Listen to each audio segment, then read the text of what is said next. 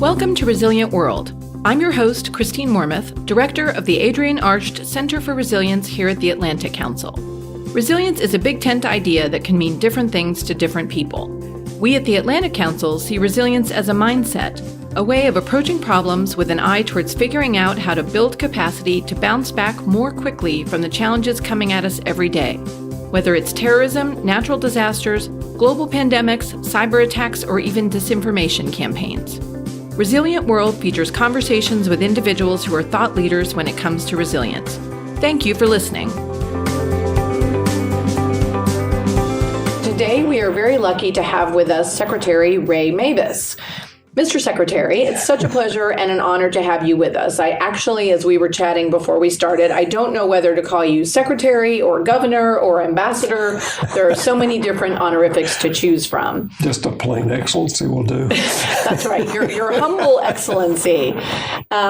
For those of you who don't know Secretary Mabus, he was the 75th Secretary of the Navy and the longest to serve as the leader of the Navy and the Marine Corps since World War I.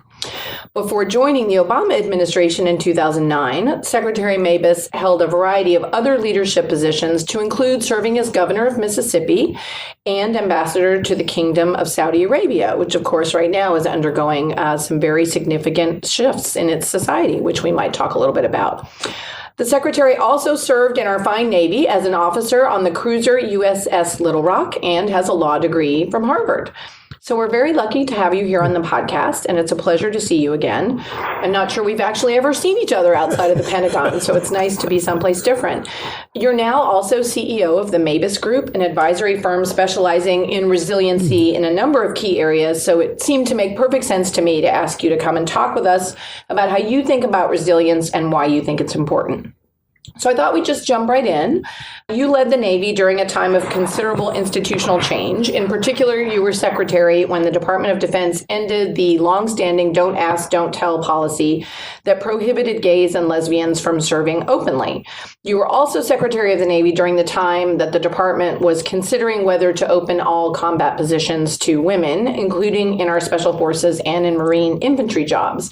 This was an issue that was hugely important and interesting for me. I had served in the Pentagon for a long time and had always been very interested in seeing the department make some strides in terms of opening positions to women. But of course, as you know well, there were certainly resistance to that measure in a number of different quarters. So I wanted to ask you a little bit about these are both examples, whether it's lifting don't ask, don't tell, or opening all positions to women. This is a time when a major organization with a lot of institutional history is facing a major change. Can you talk a little bit about how the Navy and Marine Corps got through those changes and whether you think the Navy and Marine Corps demonstrated resilience in adjusting to those big shifts? Well, number one, Christine, and thank you for having me here. I think the way you've got to look at this, the way you've got to look at both those decisions, the repeal of Don't Ask, Don't Tell, and the opening of women, putting women in ground combat, in the special forces. I opened submarine service to women in 2010, for example. Those were the last places women could not serve. But the way you've got to look at it overall, I think, is if you set standards for each one of these jobs, if you don't relax the standards for any reasons, and the standards are job related, then the only qualification to get the job ought to be the ability to do the job. It shouldn't matter what your gender is, who you love, anything extraneous like that, color or nationality or ethnicity. It's just, can you do the job? And so that's the way I approached all these things. Now, don't ask, don't tell, one of the really dumb things we've ever done because it weakened our military. It weakened it in a lot of different ways. It weakened it because we asked LGBT members to lie about who they were in order to serve. But it weakened it in other ways as well. The story that I think about is right after Don't Ask, Don't Tell got repealed. I was in Manaus, Kyrgyzstan, we had a big base in Manaus, and everybody going into or coming out of Afghanistan went through there for a couple of days. And I did an all-hands call with about 700 sailors and Marines, half of them coming out, half of them going in. And after the event, after I spoke and answered questions, a first-class petty officer, a corpsman, a medic, was sort of waiting around until there was nobody else there. And he came up and he said, "I just want to thank you for helping to repeal Don't Ask, Don't Tell." He told me he was gay. He had just finished his 3rd combat deployment with the Marines. But he said he had been in for 12 years, and his overriding fear in that 12 years was that he'd be found out as being gay and kicked out of the military that he loved. Now, how bad is that? 3 combat tours, risking his life every day for Marines and for his fellow sailors. And yet his biggest fear wasn't that. His biggest fear was that he'd be found out for who he is, and that he couldn't be who he is. That weakened our military. The same thing with women in ground combat, the same thing with women in special forces. And I think the Navy, well, 2 points. One is the Navy and Marine Corps are more resilient now that they have women. And now they're more resilient because LGBT members can serve openly. And that's because a more diverse force is a stronger force. If you have too homogenous a force in terms of background and experience and ways of thinking, then you become predictable. And a predictable military is a defeatable military. You need people from different backgrounds. You need people who think about things in different ways. And one of the ways to do that is by diversity of gender, by diversity of sexual preference, by diversity of geography, by diversity of experience. I mean, it's one of the reasons I also brought Naval ROTC back to Harvard, Yale, Princeton, Columbia after an absence of 40 years. But we also put Naval ROTC at Rutgers and Arizona State, the 2 most diverse campuses in our country. So those were the overriding concerns. Now, the Marines in particular fought both of them. And you look back in history, the Marines were the last force to integrate in the 40s, and they fought it. They fought it till the very end. The Marines were opposed to recruiting women in larger numbers in the 80s. They opposed the repeal of Don't Ask, Don't Tell. They opposed women in ground combat. And every time they used exactly the same argument, which had been proven just all wrong the previous times. over and over and over again. They said it will impact unit cohesion. It will impact morale. It will keep us from doing the things that Marines do. And when they were looking at women going into ground combat, the Marines did a study. And one of the things that came out of that study was interesting in that there were no standards for male Marines going into things like the infantry. And about 20% of the men who would be assigned to infantry couldn't do it physically. And so their argument was that, well, women can't do it physically because the average woman can't do the same physical things that the average man. Well, the Marines have never been about average. And the reason that I basically overruled Marine leadership in this was, if you set those standards, then who cares if it's a male or female? Who cares black or white or brown? Who cares about anything except those skill sets? And it's true that an average woman can't do the same physical things that an average man. But there are some women who can, and you're seeing it because now they're graduating from the School of Infantry. Now a woman has made it through the infantry officer course, which is one of the toughest things you can do in the military. Now, on the other hand, special forces, the SEALs in particular, basically didn't care. They didn't push back much because they had had these standards set for years, and 80% of men can't pass them. Can't pass it. So they're all about the mission and the job.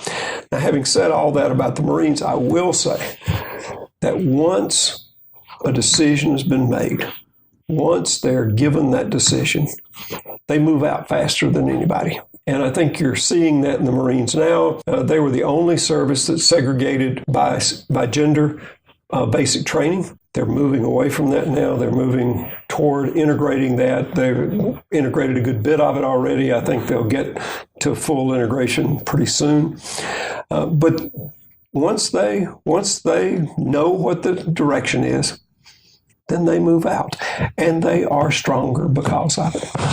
It's really interesting to hear you say that. I mean, one of the things that we found in our research here at the center is that organizations or systems that have high levels of resilience tend to have some common characteristics. And one of the characteristics, I mean, for example, they often are systems that allow a lot of different people that touch the system, if you will, to participate in it. So you have, a high degree of sort of stakeholder participation.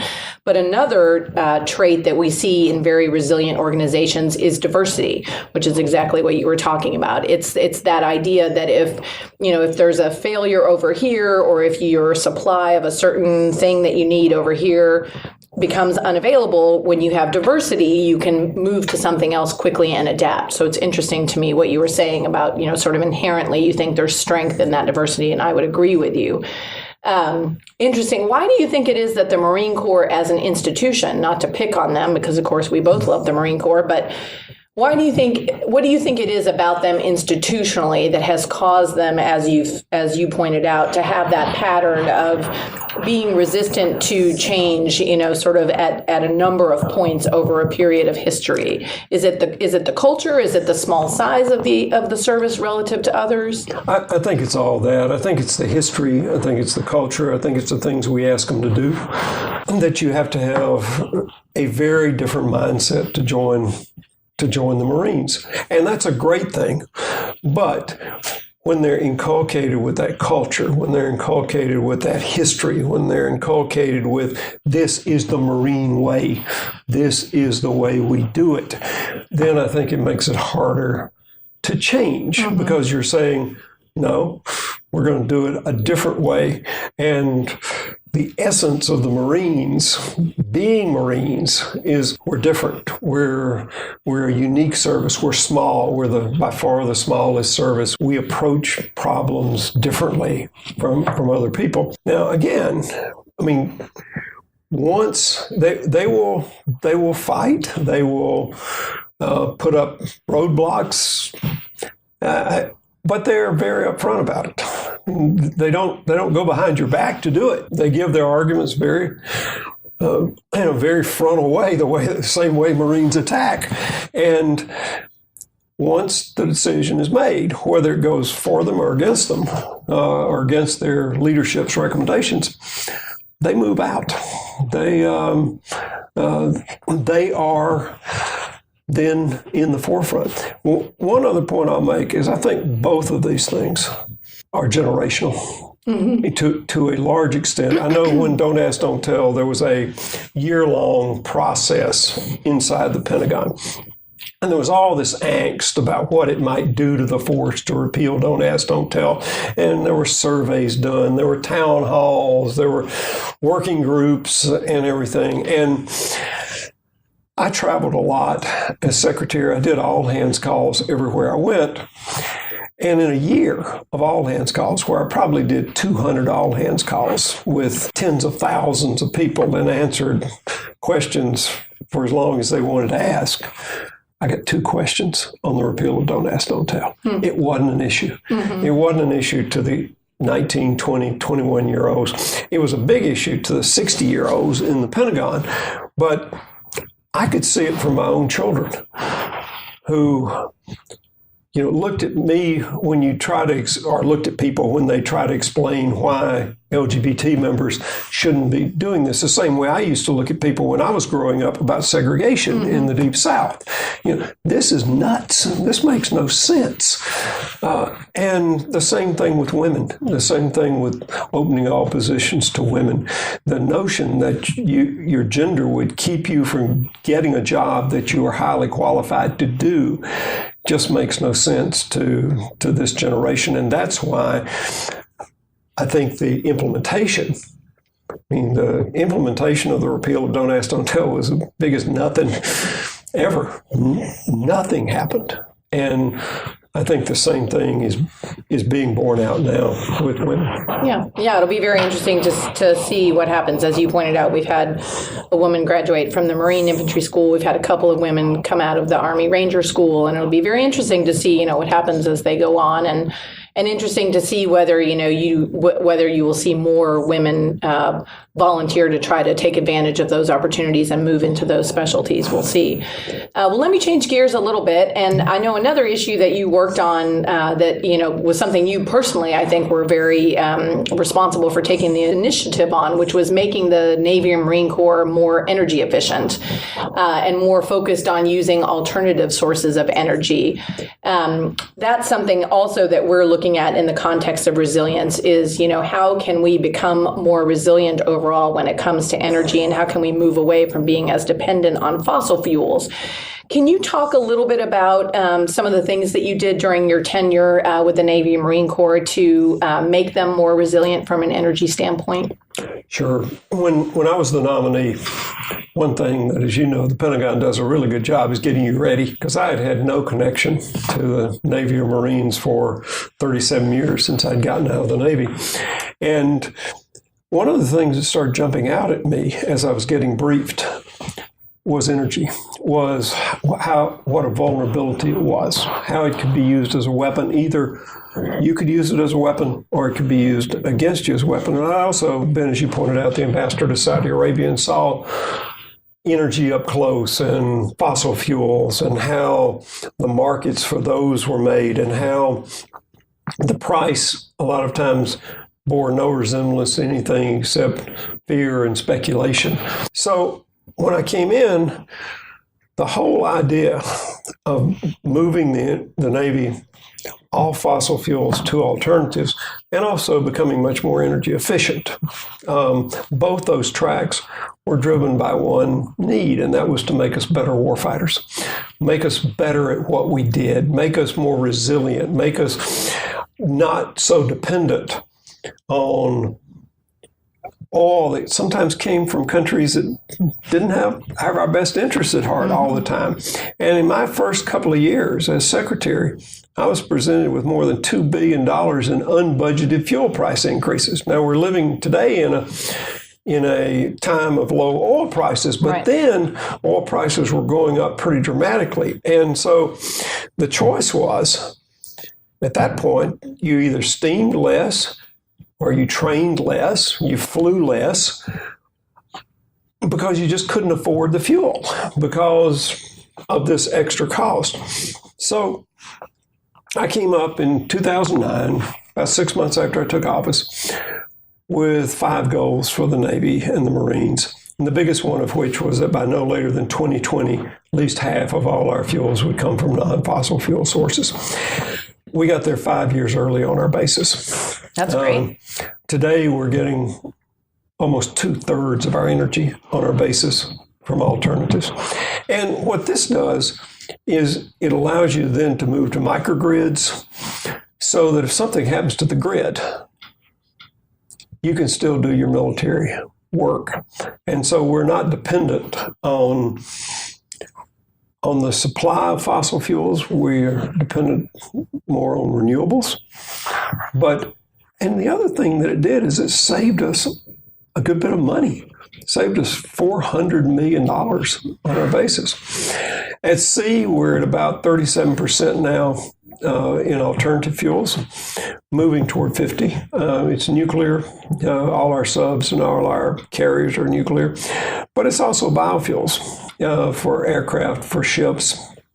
And the price of biofuel has continued to come down until now. A mixture of biofuel and traditional fuel is very, very cost competitive. And again, it's to make us better fighters.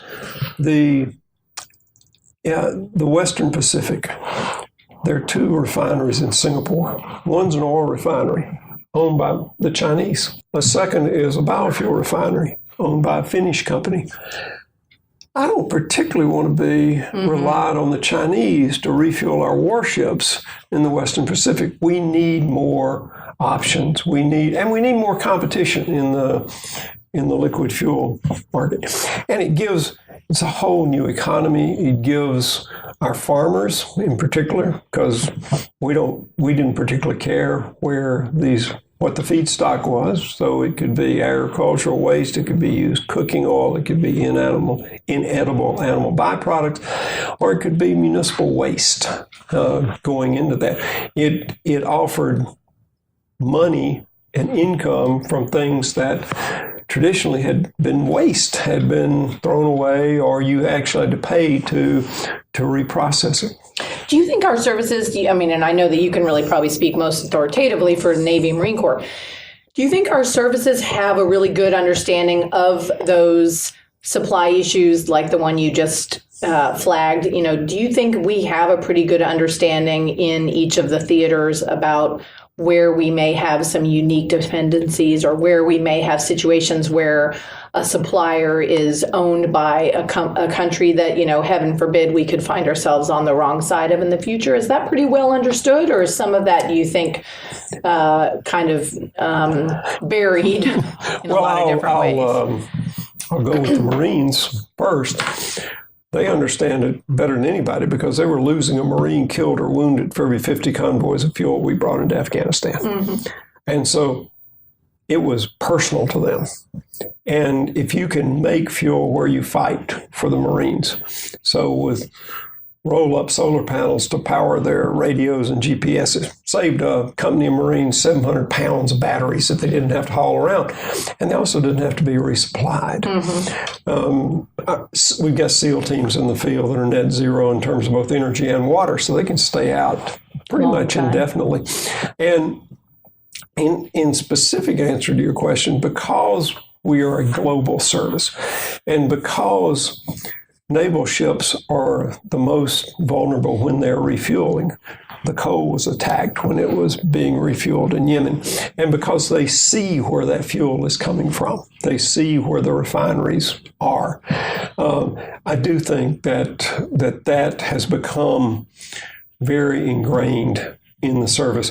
Maybe more so, I liken the Navy and Marine Corps to the cop on the beat. They're always out there. They're never permanent homecomings. Presence is what gives the Navy and Marine Corps its uniqueness to America. The Army and the Air Force, which are incredibly valuable sister services, are more like firefighters. They train for big fires. They go out and practice. And when there is a big fire, they go out. But when it's over, they come back. They come back to the firehouse. Yeah. But both have real energy vulnerabilities. And you can make an argument that both the world wars in the 20th century, part of the cause was energy, was fuel, was fossil fuels. And to cut yourself loose. Our Secretary of Defense now, Jim Mattis, during the Iraqi war, very famously said, "Unleash me from the tether of fuel." So if you can figure out how to do that. So it wasn't just moving the source of fuel, it was also being way more efficient in how you did it. We're building hybrid ships that use electric motors for speeds under 12 knots. The first one of those we did, the USS Macon Island, which is a big deck amphib, our second biggest ship that we built after aircraft carriers, is on its first deployment. It brought back almost half its fuel budget and stayed out 44 days longer than any other ship it was with. So you look at things like that. A chief made the recommendation that we change the light bulbs on ships. Changing the light bulbs to LEDs on a destroyer saves 20,000 gallons of fuel a year. And the light's better, and you only have to change them every 7 years and not every 6 months. So I mean, just little things like that, hull coatings and voyage planning. So instead of saying go from San Diego to Pearl Harbor, you actually see where the tides are running, you see where the currents are in the ocean, you see where the winds are, and you tend to follow them more. And so in a way, it's back to the future. You have to plan more. But by saving that fuel, you're at sea longer, you're better ready to fight, and you're less vulnerable.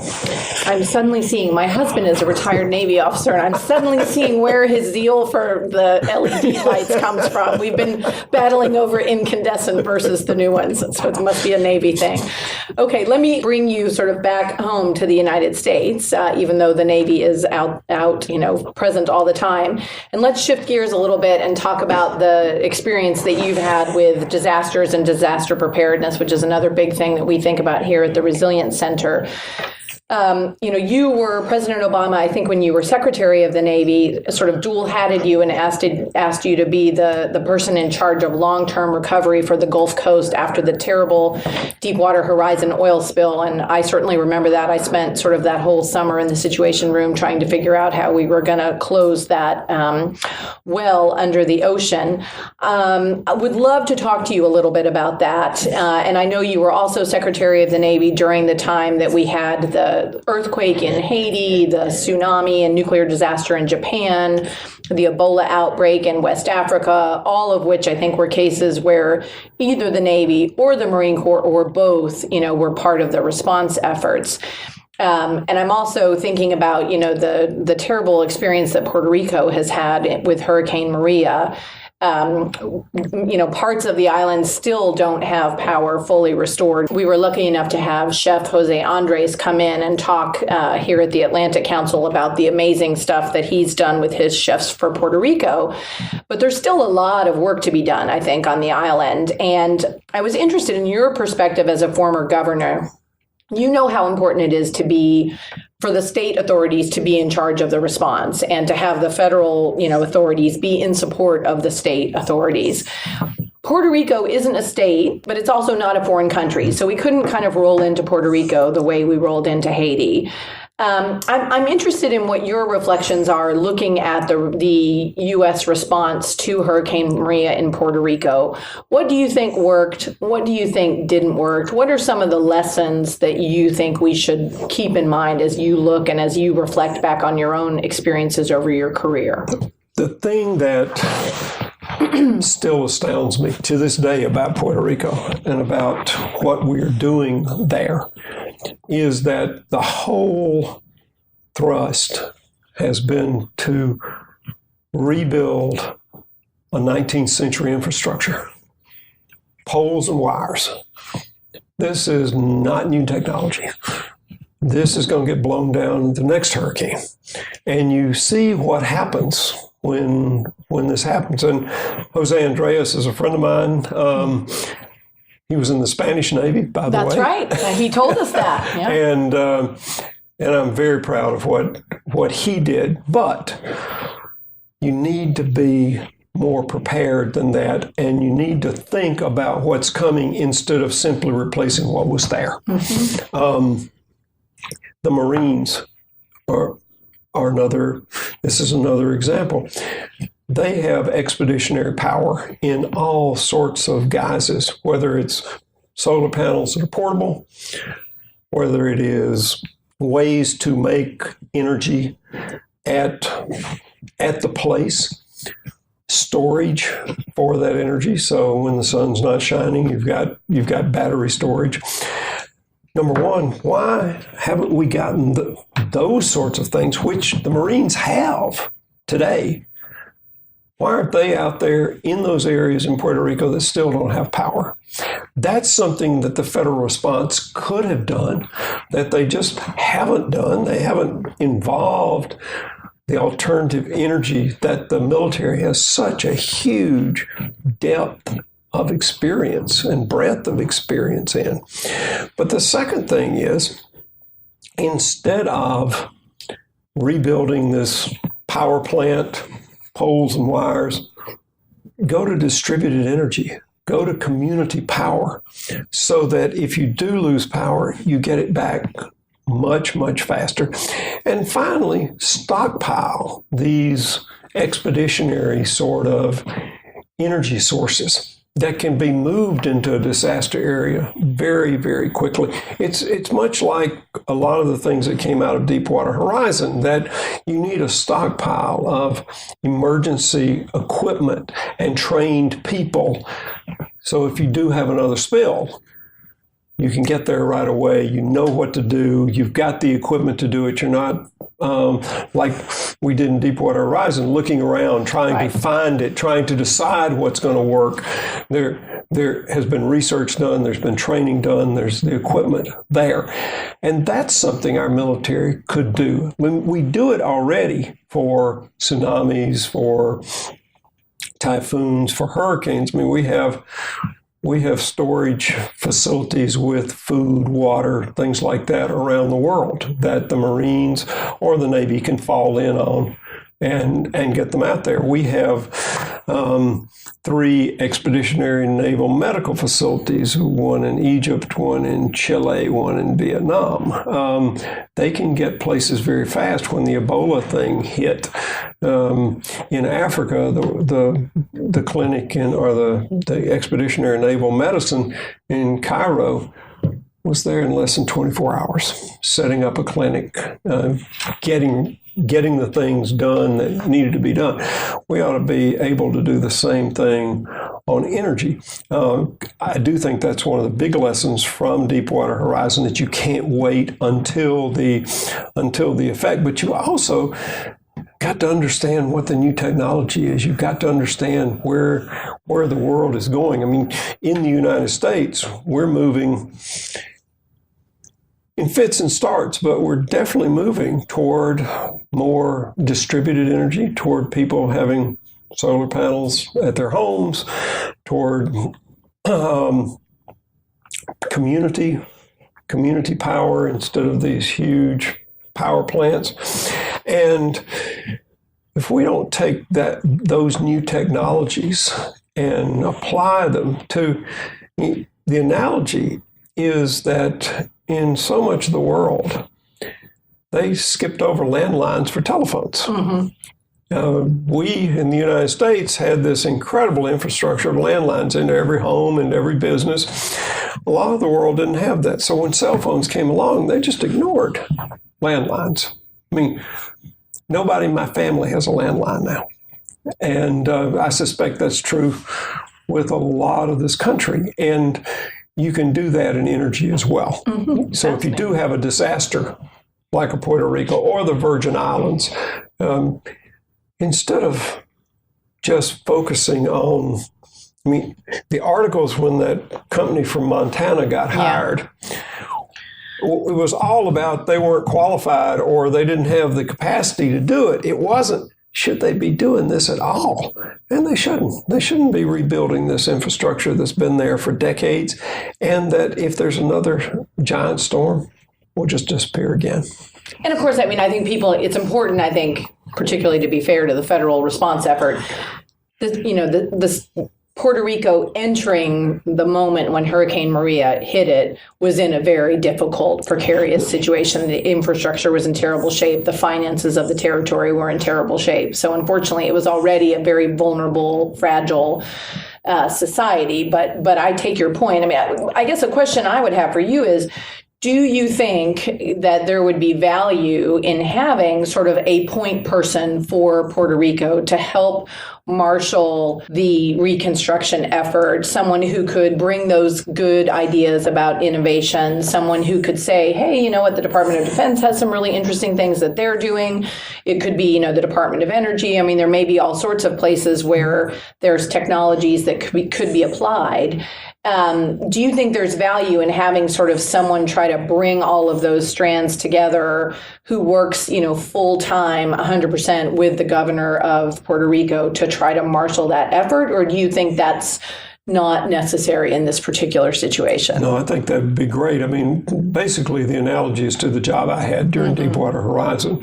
And yeah, I did a lot of listening during that time. I went to the 5 Gulf states over and over and over again, had, I think, 37 or 38 town hall meetings, and just said, what do you need? What, in terms of recovery, what are you looking for? And the report that I gave the president had 2 executive orders. He signed those right away. And Congress, within 2 years of that, passed the Restore Act, and it bipartisan support, and it passed virtually every one of the recommendations in the report.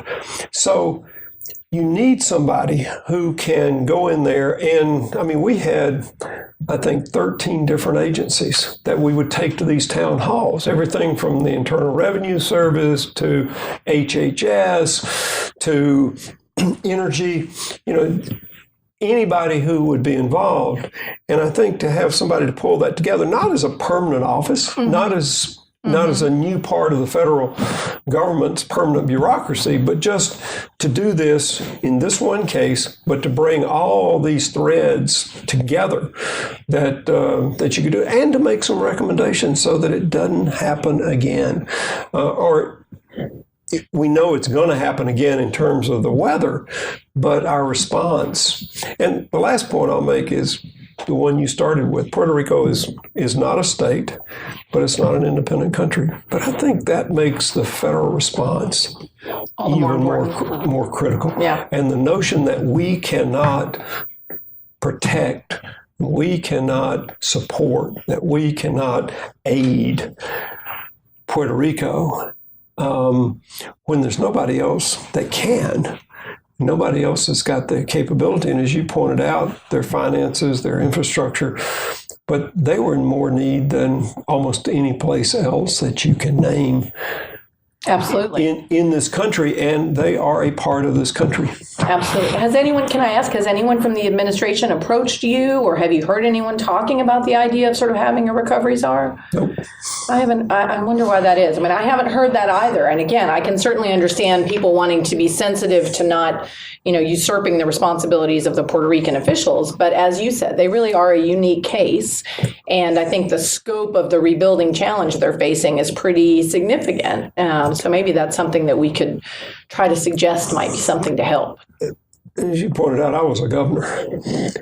And, we didn't, thank goodness, have a major hurricane. I mean, Katrina came along a good bit after I was governor. But we did have floods and droughts and tornadoes and various other natural disasters then. And we would always call for federal help. We didn't see that as a usurpation of what we were trying to do, but as a compliment, because a state like Mississippi, or almost any state in this country, no matter how big it is, usually is going to struggle when a catastrophe like that hits it. And so to say that we're not really going into Puerto Rico because we don't want to usurp the governor's authority or the local authority, I think is just completely missing what the role of the federal government versus states or versus an entity like Puerto Rico is. Mm-hmm. Yeah, I would agree with you. Okay, well, you've been very generous with your time. I thought, let me just sort of wrap us up here with something that's more really about personal resilience, because I think a lot of people, when they think about resilience, do think about individuals and how individuals can be resilient in the face of challenge. And certainly this past hurricane season and wildfire season has unfortunately put a lot of individuals in the situations where they've needed to be very resilient. I know as Secretary of the Navy, you did quite a bit to try to help work with sailors, work with Marines, work with their families to address the various stresses and strains that they are under collectively because of deployments, long periods away from families and all of that. And I was interested in just hearing from you a little bit about, if you wanted to pick 2 or 3 things that you thought were particularly important in trying to help sailors and Marines and their families weather the strains that a military career puts on individuals? Well, and I think number one, it's the families that tend to have the most strain. It's the service member that's out there serving. Now, they've got different stresses, but the family that waits back home. And so I'll pick a couple of things. One is I would get questions from sailors and Marines to the following. I'm supposed to report at 0700. Childcare opens at 0700. Which one am I supposed to be late for? And so those are easy fixes. We opened childcare 2 hours earlier, kept them open 2 hours later. But as we talked about, the Navy and Marine Corps deploy a lot. So on every one of our bases, every one of our major bases, we have a 24-hour childcare facility so that if suddenly a single parent gets called away, gets deployed, and it's going to be a few days before their family can come in to take care of the children or whatever arrangements they've made, they've got a safe place. They've got a place that they know their children will be taken care of. The second thing, and it's along the same lines, I triple paid maternity leave from 6 weeks to 18 weeks. We were losing twice as many women as men, years 6 to years 12. And it's because women were always the ones making the decision between family and service. It was rarely the man. It was almost always the woman. And it was a readiness issue. If you were losing a pilot at 9 years, or a surface warfare officer, or a submariner, number one, you were going to have to spend millions of dollars getting the next person trained up. But number two, you're losing all that experience as well. And so if by giving more paid maternity leave, we were absolutely convinced that it was going to save a lot of money. Now, the pushback we got was, well, won't that incentivize pregnancy? And my response to that was, you know, that's not a vacation. I can personally attest to that. And Definitely you know not. that you got to keep the child. You don't, after 18 weeks, you don't get to turn it back in. But those couple of things, and also things like, mental health care, the stresses that, and making it okay to ask for help. The stresses that sailors and Marines, when they came back, I mean, one of the things I'm proud of was that if somebody in the military did a bad act and were administratively discharged with bad paper, so they couldn't get their benefits, they couldn't get VA help, they couldn't get the mental health or whatever, they were not tested for TBS, or traumatic brain syndrome, or PTSD, post-traumatic stress. I reversed that presumption and would test everybody. And instead of the presumption that you went out with bad paper, the presumption was you went out with good paper. Now, you might still be excluded from the military for your bad act, but if that bad act was a result of an injury, whether physical or psychological, that you had suffered in the military, we ought to give you the help that you need. And we ought to have that family support system there for you. And it shouldn't end the day you leave the military. And it shouldn't end if, God forbid, your service member is killed or lost in action. Those sorts of assistance, those sorts of helps is what we need. Very last thing I'll talk about. One of the things that ought to just scare us in this country is that 3 out of 4 Americans aged 18 to 24 do not qualify for the U.S. military. 75%. So it's for 3 basic reasons. Weight. Health, usually obesity. Yeah. It's criminal record, or no high school degree. And if you've got a force that you start out excluding 3/4 of the people. So if you really want to help the military be more resilient, and you're at in government or whatever, work on healthcare. Work on healthier eating and lifestyles. Work on education.